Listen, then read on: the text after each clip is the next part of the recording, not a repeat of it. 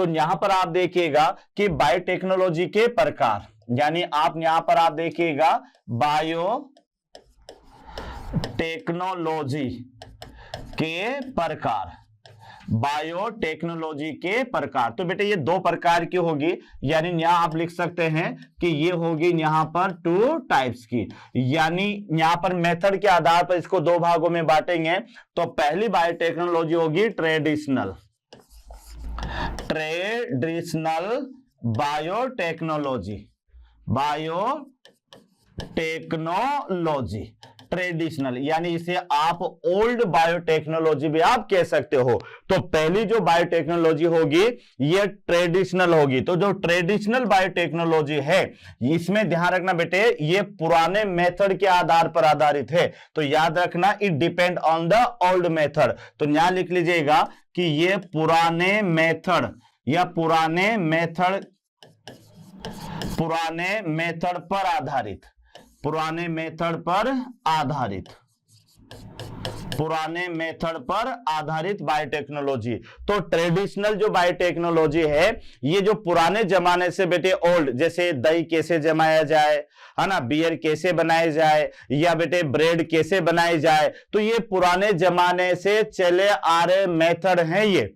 तो इसमें ना तो कोई डीएनए में काट छांट की जाती है बेटे, ये सीधा कुछ प्रोडक्ट बनाने में ये मेथड काम में लिए जाते हैं। तो ट्रेडिशनल बायोटेक्नोलॉजी यानी ओल्ड बायोटेक्नोलॉजी जिसमें पुराने मेथड के आधार पर ही बेटे नए मटेरियल बनाए जाते हैं। तो पुराने मेथड पर आधारित बायोटेक्नोलॉजी है। और इसके एग्जाम्पल आपको याद रखना है। तो एग्जाम्पल में बेटे जैसे कि दही बनाना याद रखना, यानी दही का निर्माण, तो दही का निर्माण कर लीजिएगा। उसके अलावा बेटे जैसे बियर है ना, तो बियर निर्माण में इसका यूज होता है। उसके अलावा बेटे ब्रेड है ना, ब्रेड निर्माण।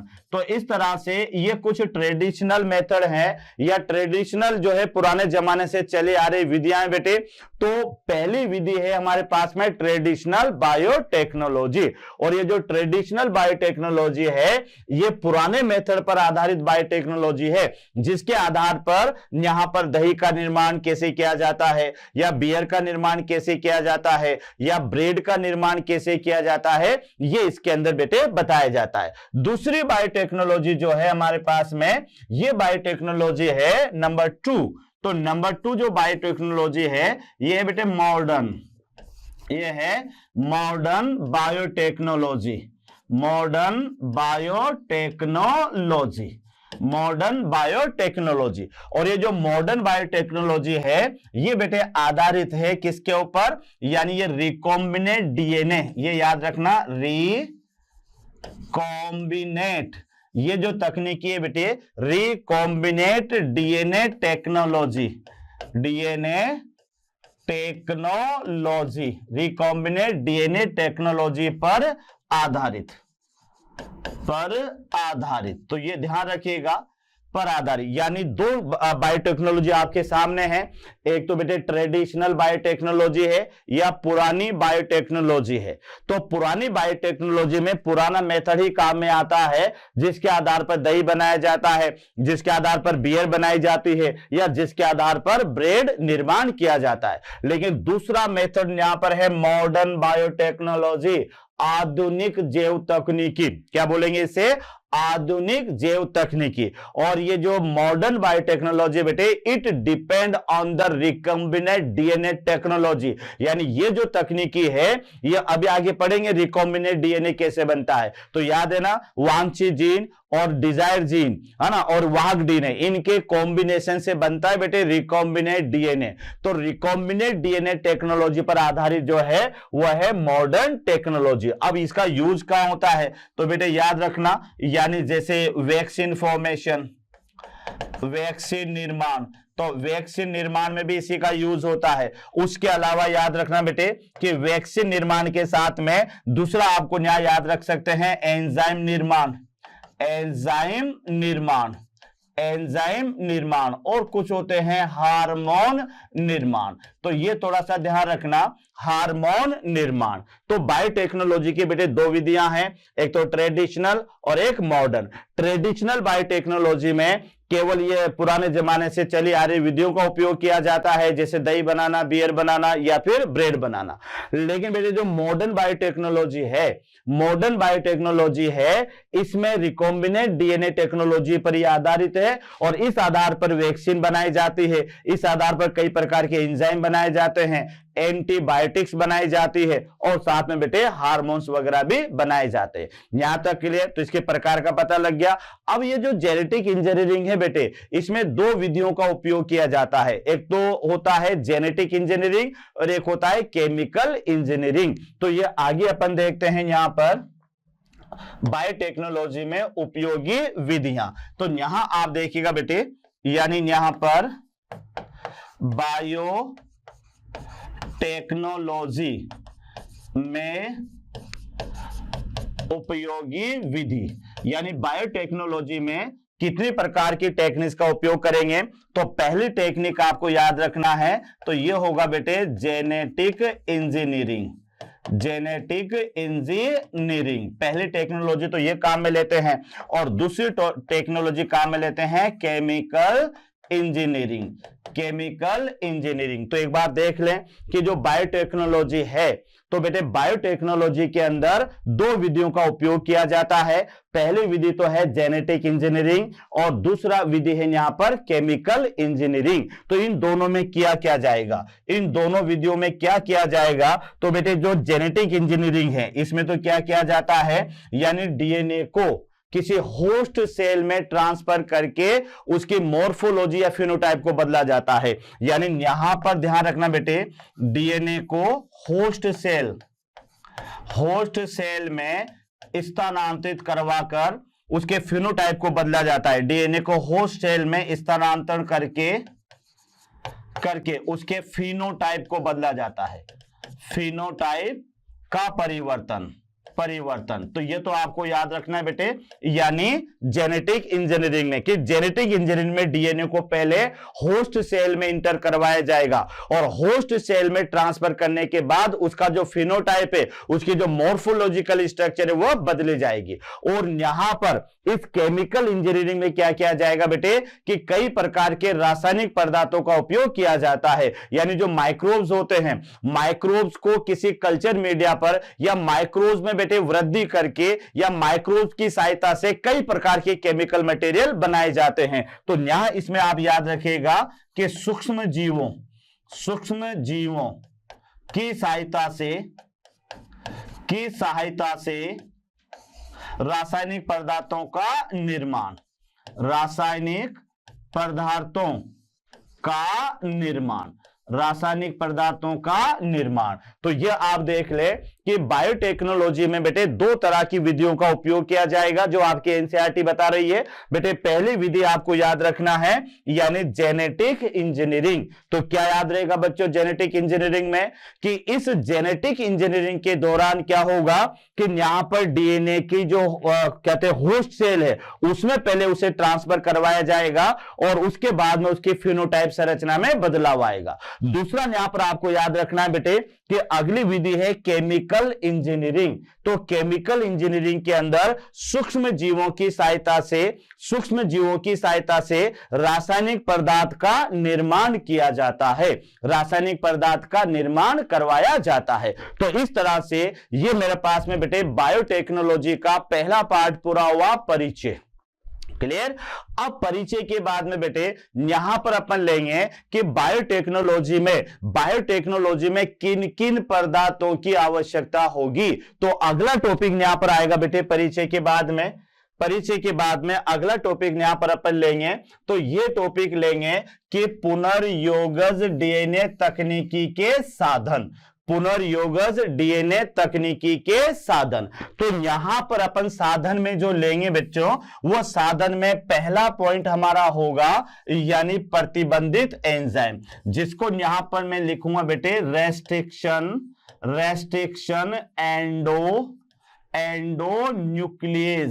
Nuclease enzyme.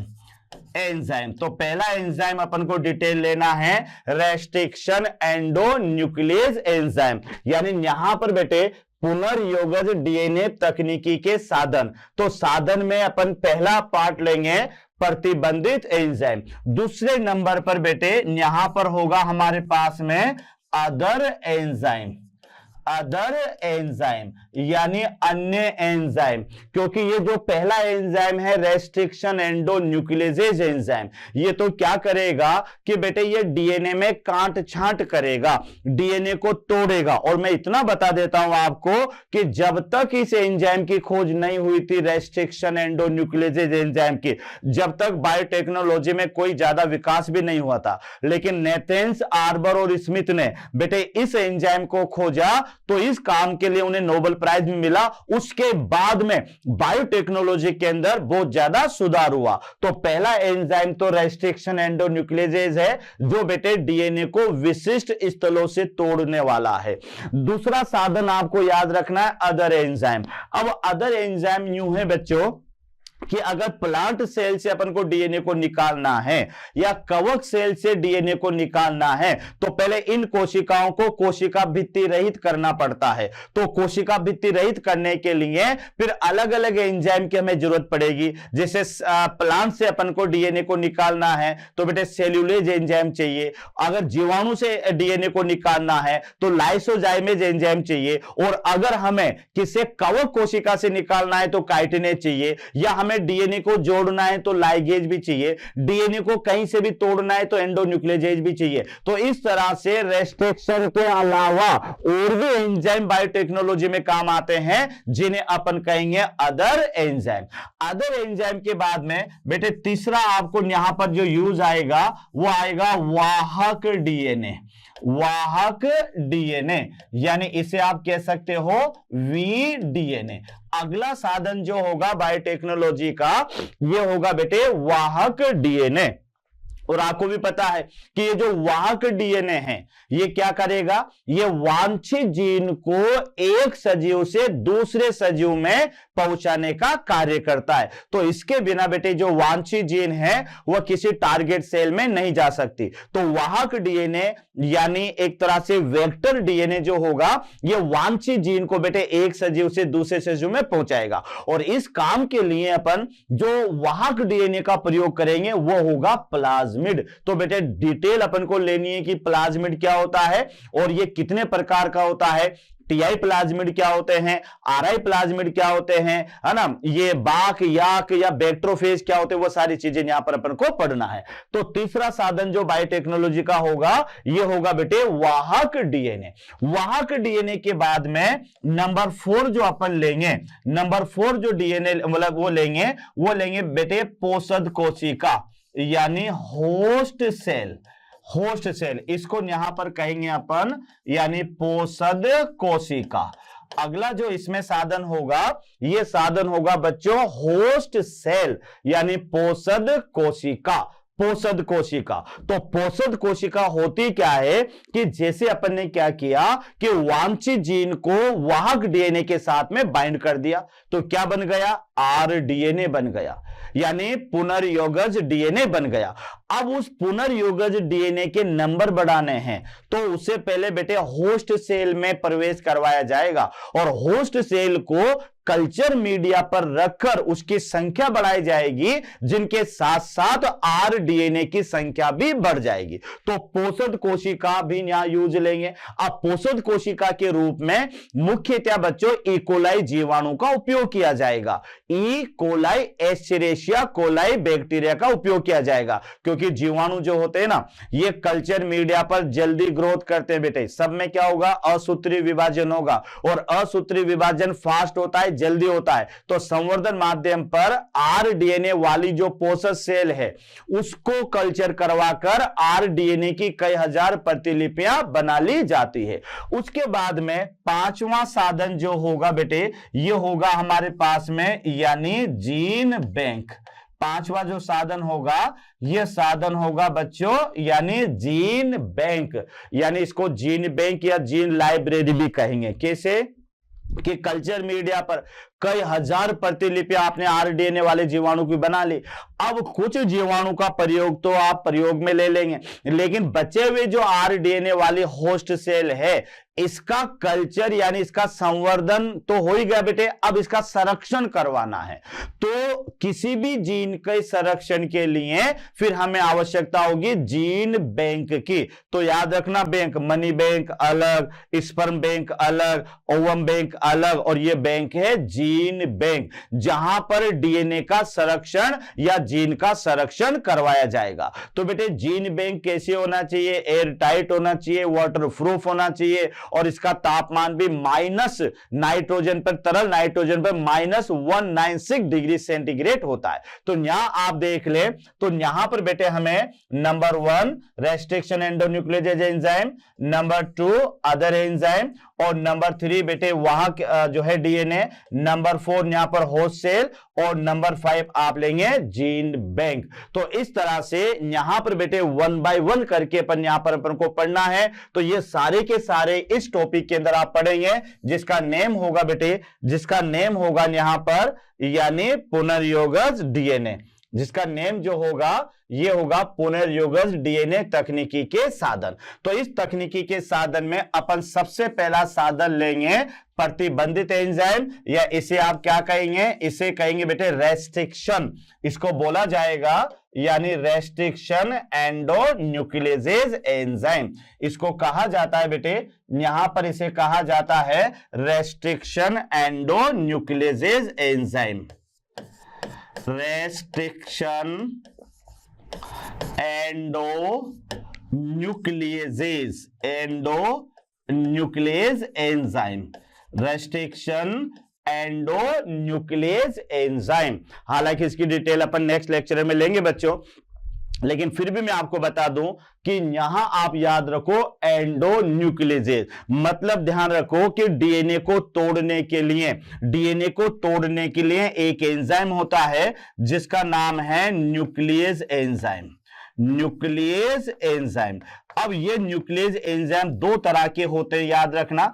एक एंजाइम तो होता है बेटे एक्सोन्यूक्लियोजेज, एक एंजाइम तो होता है यहां पर यानी एक्सोन्यूक्लियोजेज, एक एंजाइम होगा एक्सोन्यूक्लियोजेज, और एक एंजाइम होगा बच्चों ये होगा एंडोन्यूक्लियोजेज, एंडोन्यूक्लियोजेज। अब देखो दोनों में क्या अंतर है कि यहां पर बेटे, यहां पर अगर हमारे पास में ये डीएनए है, तो डीएनए में अगर एक्सोन्यूक्लियोजेज है, तो एक्सोन्यूक्लियोजेज का मतलब ये होगा कि ये एंजाइम डीएनए को उसके सिरे से तोड़ेगा। तो सिरे से तोड़ने वाला जो एंजाइम होगा वो तो एक्सोन्यूक्लियोजेज होगा, और एक ऐसा एंजाइम जो डीएनए को बीच बीच में से तोड़ेगा, तो बेटे ये कौन सा एंजाइम होगा? एंडोन्यूक्लियोजेज। तो याद रख ले कि डीएनए को तोड़ने वाला जो एंजाइम है ये एंजाइम न्यूक्लियोजेज एंजाइम कहलाता है। इसके दो प्रकार होते हैं, एक तो एक्सोन्यूक्लियोजेज और एक एंडोन्यूक्लियोजेज। बेटे एक्सोन्यूक्लियोजेज डीएनए को सिरे से तोड़ेगा और एंडोन्यूक्लियोजेज डीएनए को बीच बीच में से तोड़ेगा। लेकिन तीसरा टाइप्स बेटे ये वाला है रेस्ट्रिक्शन एंडोन्यूक्लियोजेज। अब यहां बीच बीच में से तो तोड़ेगा, लेकिन अगर विशिष्ट स्थलों से तोड़ेगा तो फिर उसको कहा जाएगा रेस्ट्रिक्शन एंडोन्यूक्लियोजेज, यानी पर्टिकुलर इस एंजाइम के अपने अपने रिकॉग्नाइज्ड साइट होती है, वहां से बेटे ये डीएनए को तोड़ता है। तो इस एंजाइम के बारे में डिटेल अपन बेटे नेक्स्ट लेक्चर में लेंगे। तो यहां तक आज का अपना लेक्चर रहेगा। ओके बेटे, थैंक यू, बहुत बहुत धन्यवाद।